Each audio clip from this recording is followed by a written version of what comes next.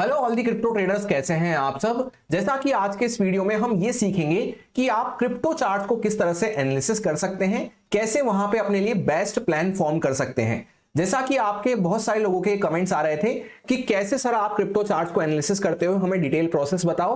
तो आज के इस वीडियो में हम बिटकॉइन के चार्ट को एनालिसिस करते हुए आपको मैं प्रैक्टिकली समझाने वाला हूं कि कैसे मैं टॉप डाउन एनालिसिस करता हूं, किन किन बातों को ध्यान रखता हूं, जिससे कि आपको भी ये नॉलेज मिल सके कि आप भी किस तरह से चार्ट्स को स्टडी कर सकते हैं खुद से। जैसा आप में से बहुत लोगों के डाउट्स बन रहते हैं कि सर आप हर दिन क्रिप्टो एनालिसिस वीडियो अपलोड नहीं करते, किसी किसी दिन जब रह जाता है तो हम उस दिन ट्रेड प्लान नहीं कर पाते। तो आज के इस वीडियो में मैं आपको चार्ट एनालिसिस करके प्लान प्रिपेयर करना सिखाऊंगा। साथ के साथ हम बिटकॉइन के चार्ट को स्टडी भी करने वाले हैं कि इसमें किस तरह से हमारे लिए नेक्स्ट अपॉर्चुनिटी बन सकती है। तो आपको बहुत कुछ सीखने को मिलने वाला है। सबसे पहले तो आपको क्या करना है, जैसे अगर कोई नया मंथ वगैरह स्टार्ट नहीं हो रहा है तो सबसे पहले आपको 1 वीक टाइम फ्रेम से चार्ट को स्टार्ट करना है। वहां पे क्या होता है, पूरी वीकली कैंडल किस तरह से चल रही है वो आपको दिख जाती है। भले ही अभी कोई नया वीक स्टार्ट नहीं हुआ है, पर यहां पे आपको वीकली टाइम फ्रेम से ही हमेशा एनालिसिस को स्टार्ट करना है। अब यहाँ पे वीकली टाइम फ्रेम पे भी आपको क्या करना है, पहले जूम आउट कर देना है पूरे चार्ट को, जिससे कि आपको पूरा स्ट्रक्चर समझ में आ जाए। जैसे यहाँ पे क्या हुआ था, प्राइस एक लेवल के आसपास, एक जोन के आसपास बार बार फंस रहा था। इसके बाद इसने ब्रेकआउट किया, उसके बाद से प्राइस धीरे धीरे करता हुआ ऊपर जा रहा था। फिर फाइनली वापस से यहाँ पे प्राइस ने भी ब्रेक डाउन करके और इस तरह से कंसोलिडेट करना चालू किया है। तो इससे आपको स्ट्रक्चर क्या समझ में आया कि हाँ, यहाँ पे एक inverted head and shoulder type pattern, या हम यूं कह सकते हैं cup with handle type pattern यहाँ पे बना। उसके बाद प्राइस ने ब्रेकआउट किया, बहुत अच्छी एक रैली दी। फिर वापस से प्राइस उसी जोन के आसपास रिटेस्ट करके दोबारा से रैली दिया, और अब की बार प्राइस क्या है, ब्रेकआउट करके ज्यादा ऊपर नहीं जा पाया और यहां से डबल टॉप बना के वापस से सेलिंग में आ चुका है। तो इससे हमें क्या समझ में आया कि बहुत लंबे पर्सपेक्टिव की अगर हम बात करते हैं तो वहां पे तो चार्ट जो है बुलिश बना हुआ है। पर अगर हम स्मॉल पर्सपेक्टिव को देखते हैं, अब इस तरह से आपको जूम करना है, जूम करके हम स्मॉल पर्सपेक्टिव को देखते हैं तो यहां पे क्या हो रहा है, ये जो ट्रेंड लाइन चल रही थी, आपके लिए एक बार मार्क भी कर देता हूं चार्ट पे अच्छे से। यहां पे जो ट्रेंड लाइन चल रही थी, इसका चार्ट ने ब्रेक डाउन करके और उसके बाद प्राइस यहां पे कंसोलिडेट करता हुआ नजर आ रहा है। कंसोलिडेट क्यों कर रहा है, उसके पीछे का लॉजिक आपको साथ के साथ समझते हुए चलना है कि back to back 4 red candles बन चुकी थी, जिसके बाद क्या हुआ था, प्राइस जो है डाउन साइड पे ओवर स्ट्रेच हो गया था। देन फिर यहाँ पे काफी वीक से यहाँ पे कंसोलिडेशन हमें देखने को मिल रहा है, जहां पे अगर आप देखेंगे तो 1 2 3 4 5 6 7 7 8 वीक से हम एक छोटी सी रेंज के अंदर में यहाँ पे पड़े हुए हैं। और इसको आप इस तरह से भी कह सकते हैं कि सेलिंग हुई, उसके बाद प्राइस यहाँ पे होल्ड कर रहा है, नीचे से लो जो है ऊपर की साइड पे शिफ्ट होते हुए नजर आ रहे हैं। तो ये kind of bear flag type structure देखने को मिल रहा है। तो जब प्राइस वापस से इसके नीचे ब्रेकडाउन करेगा तभी आपको फ्रेश सेलिंग के लेवल्स देखने को मिलेंगे।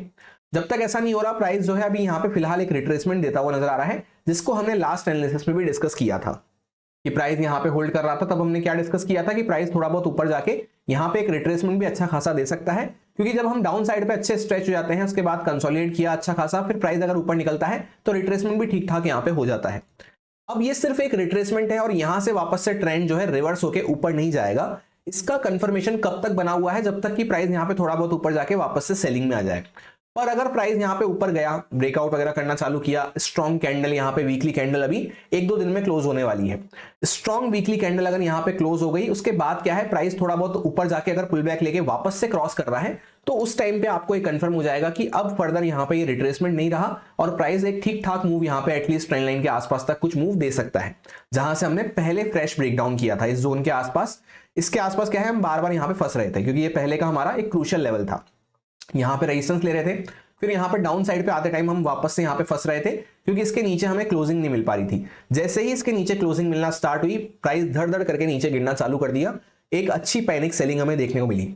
तो वापस से अगर प्राइस यहां से रिट्रेसमेंट लेते लेते थोड़ा सा अच्छा प्राइजेक्शन बनाता है, तो इस जोन के आसपास तक जहां पर ट्रेंड लाइन आएगी, यहां तक प्राइस वापस से पहुंच सकता है।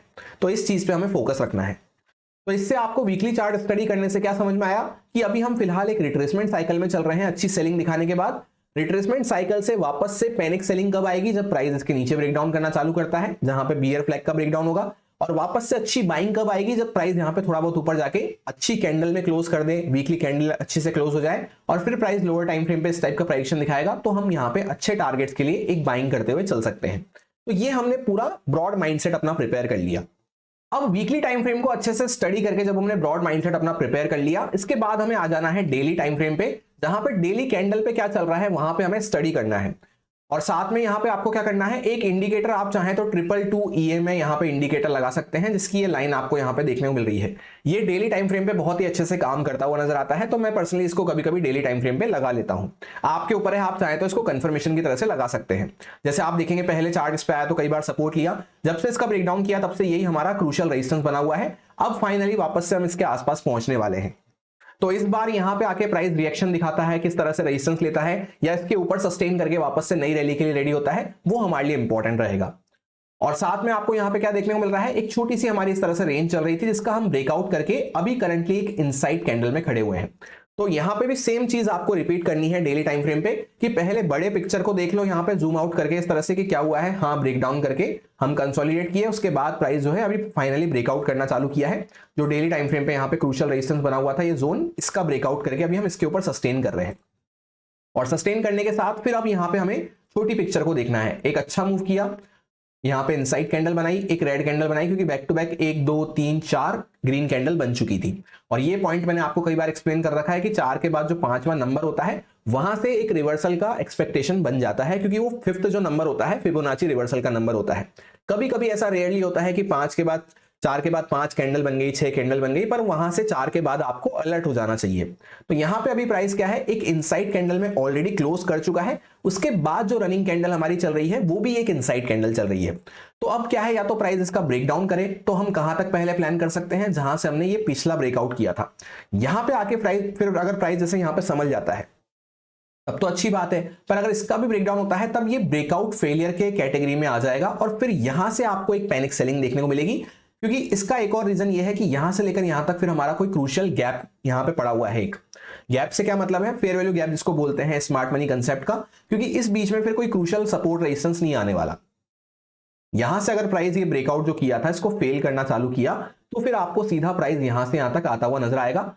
तो आपको अपने लिए एक जोन, एक लेवल्स डिसाइड कर लेने हैं कि हाँ, अगर प्राइस इसके नीचे आ रहा है, सबसे पहले तो इनसाइड कैंडल का ब्रेकडाउन कर रहा है, तो छोटी मोटी सेलिंग पहले मैं यहां तक के लिए प्लान करते हुए चल सकता हूं।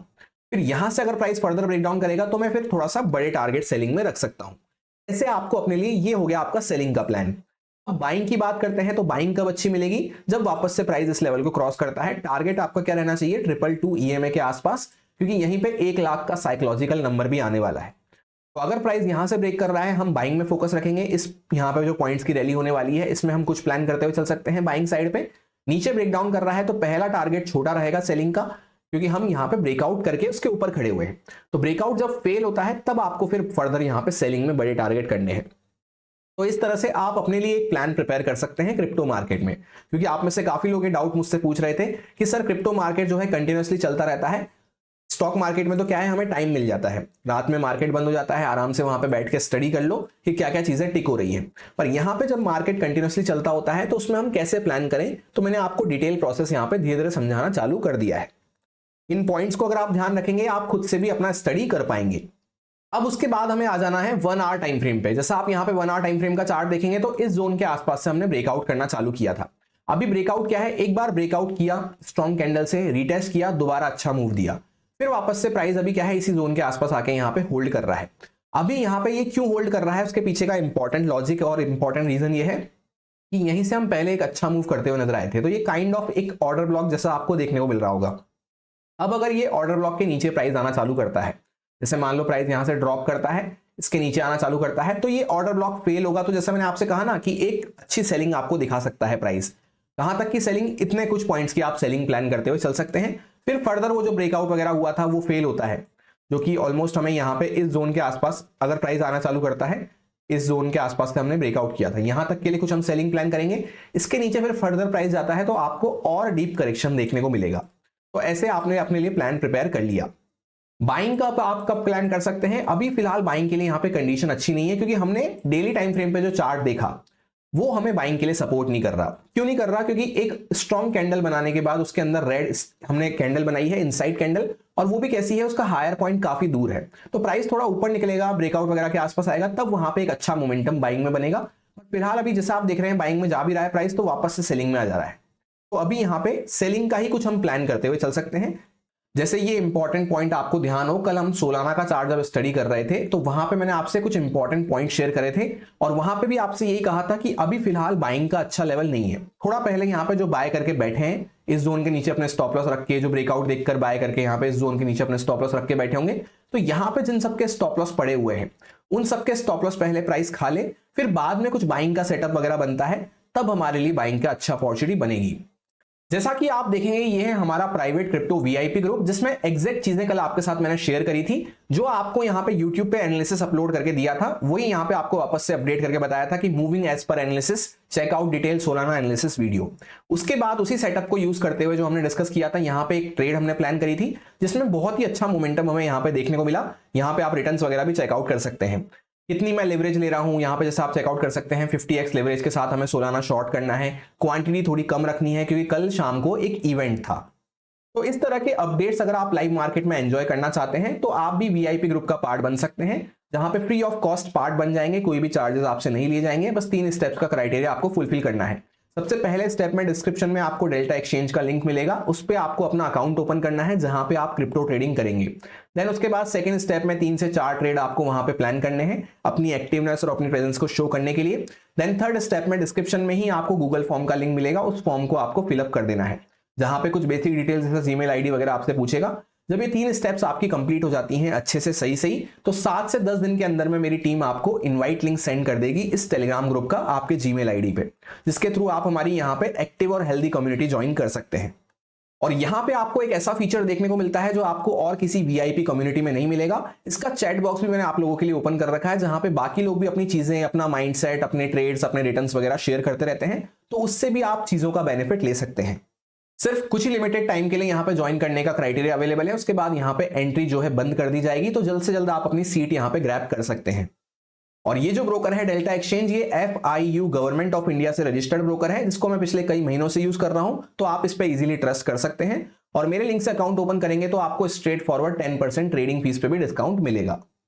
अब वापस से हम लोग आ चुके हैं अपने चार्ट पे। तो यहां पे हमने कल भी यही डिस्कस किया था सोलाना के चार्ट पे कि प्राइस ब्रेकआउट करके रिटेस्ट करके वापस से ऊपर गया, तो जो लोग बाय करके बैठे हैं पहले उनको हटा दे, फिर वापस से बाइंग का कोई सेटअप मिलेगा तो हमारे लिए वो बेस्ट रहेगा। सेम वापस से यहाँ पे आज के दिन भी हम इस तरह से स्टडी कर सकते हैं चार्ट को कि अभी क्या है, ब्रेकआउट करने के बाद जब से यहाँ पे लोग बाय करना चालू करें, स्ट्रॉन्ग कैंडल को देखकर, ये मोमेंटम को देखकर, ब्रेकआउट रीटेस्ट को देखकर, तब से उनको क्या है, लोगों को हटाया नहीं है। यहाँ पे प्राइस ने कैसे हटाएगा, सबसे पहले इस जोन के नीचे जिन लोगों के स्टॉप लॉस पड़े हैं उनको हटाना जरूरी है, तभी प्राइस फर्दर ऊपर जा पाएगा, तभी उसको अच्छे से लिक्विडिटी मिल पाएगी। जब तक ऐसा नहीं हो पा रहा है तब तक हम क्या कर सकते हैं, यहाँ पे सेलिंग का कुछ अपॉर्चुनिटी अगर बनता है, जैसे ऑर्डर ब्लॉक वगैरह, यहाँ से भी प्राइस ऑर्डर ब्लॉक पर टैप करके कोई खास रिएक्शन नहीं दिखा है, बस वहीं पे होल्ड कर रहा है, तो यहां से अगर नीचे निकलता है 15 मिनट टाइम फ्रेम वगैरह पे करके या 5 मिनट पे करके हम कुछ सेलिंग का स्कैल्पिंग वगैरह प्लान करते हुए चल सकते हैं। वैसे भी अपर साइड से यहाँ पे एक ट्रेंड लाइन चल रही है, तो जब तक इसको क्रॉस नहीं करेगा तब तक हमें बाइंग के अच्छे मूव वैसे टेक्निकल्स के अकॉर्डिंग भी नहीं मिल सकते। तो 1 आवर टाइम फ्रेम को जब हम स्टडी कर लेते हैं उसके बाद हमें 15 मिनट 5 मिनट पे आना रहता है। यहाँ पे अभी एक प्रॉपर रेंज बन रही है, तो अगर ब्रेकडाउन वगैरह करना चालू करता है, जैसे आप यहाँ पे ट्रेंड लाइन भी एक मार्क कर सकते हैं छोटी सी, यहाँ पे इस तरह से ट्रेंड लाइन चल रही है। अगर इसको ब्रेकडाउन करता है, छोटी क्वांटिटी हम इसके ऊपर स्टॉप लॉस रख के यहाँ पे अपना स्टॉप लॉस प्लेस करके छोटी क्वांटिटी यहाँ से सेलिंग का प्लान कर सकते हैं। इस जोन के आसपास पहला टारगेट रहेगा, थोड़ी थोड़ी दूर पे हमें ट्रेल करते हुए चलना या कुछ क्वांटिटी बुक करते हुए चलना जरूरी रहेगा। तो ऐसे आप लोग भी अपना प्लान प्रिपेयर कर सकते हैं। थोड़ा सा बस आपको यहाँ पे टेक्निकल्स को इन्वॉल्व करना है, थोड़ा सा एसएमसी को इन्वॉल्व करना है, और साथ में साइकोलॉजी अगर आप लगा के देख लेते हैं कि हाँ यहाँ पे सब लोग बाय करके बैठे हैं, उन सबके स्टॉप लॉस अभी तक मार्केट ने नहीं खाए हैं, तो पहले मार्केट उनके स्टॉप लॉस खा ले तो हमारे लिए बाइंग का अच्छा मूव मिलेगा। ऐसे करते करते आपको ब्रॉड माइंडसेट से अपने प्लान को इनलाइन करना है कि किस साइड पे आपको बेस्ट मूव मिल रहा है। जैसे ब्रॉड माइंडसेट में हमने क्या देखा था कि डेली कैंडल इनसाइड कैंडल है, तो ऊपर अगर निकलता भी है तो पहले थोड़ा सा स्ट्रगल करेगा, जब फिर यहाँ पे इनसाइड कैंडल का ब्रेकआउट वगैरह करने के पास पहुंचेगा तब वहां पे हमें स्मूथ और बड़ा मोमेंटम मिलेगा। इसलिए ऐसा करते हुए हमने क्या करा, लोअर टाइम फ्रेम पे सेलिंग को प्रेफरेंस देते हुए, साथ में साइकोलॉजी भी हमें सेलिंग का ही बता रहा था, तो यहाँ पे हम सेलिंग का प्लान करते हुए इस तरह से एक प्लान फॉर्म किया अपना। साथ में यहाँ पे एसएमसी वगैरह थोड़ा बहुत लगा लिया, तो उससे क्या पता चला, एक यहाँ पे लिक्विडिटी ग्रैब होता हुआ नजर आया है, जिसके बाद वापस से प्राइस नीचे आना चालू किया है। ट्रेंड लाइन वगैरह चल रही है टेक्निकल्स के अकॉर्डिंग। ऑर्डर ब्लॉक के पास आए तो थे, पर ऑर्डर ब्लॉक के आसपास से कोई खास मूव नहीं हुआ। तो यहां से अगर आते हैं तो इस जोन के आसपास तक कुछ यहाँ पे ट्रेल करते हुए टारगेट प्लान कर लिया, फिर यहाँ पे कुछ क्वांटिटी बुक करने के बाद या ट्रेल करने के बाद फिर फर्दर हम आगे का सोचेंगे। तो ऐसे थोड़ी थोड़ी दूर पे आपको री एनालिसिस करते हुए चलना होता है। तो आशा करता हूं आपको डिटेल में समझ में आया होगा कि कैसे आप क्रिप्टो मार्केट को एनालिसिस कर सकते हैं, जिस रिगार्डिंग आप में से बहुत लोगों की क्वेरी बनी हुई थी।